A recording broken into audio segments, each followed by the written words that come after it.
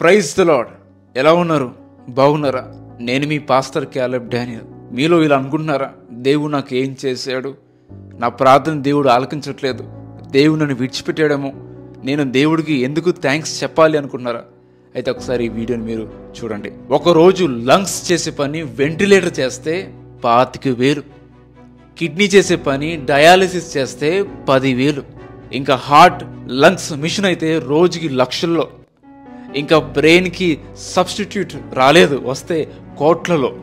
అంటే మెడికల్ పరిభాషలో రోజుకు కొన్ని లక్షల విలువైన పని మన శరీరం చేస్తుంది.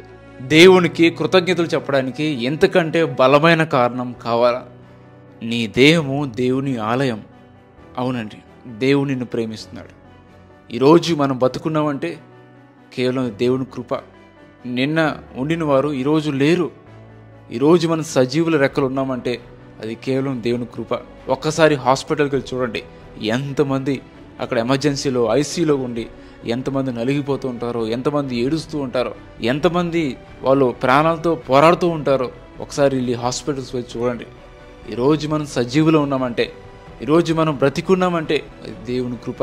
ఇంతకంటే బలమైన కారణం ఉంటుందా అంటే దేవుడికి థ్యాంక్స్ చెప్పడానికి. ఒకసారి అందరు కలిసి థ్యాంక్ యూ జీసస్ అని చెప్పండి. Thank you Jesus. Amen. God bless you.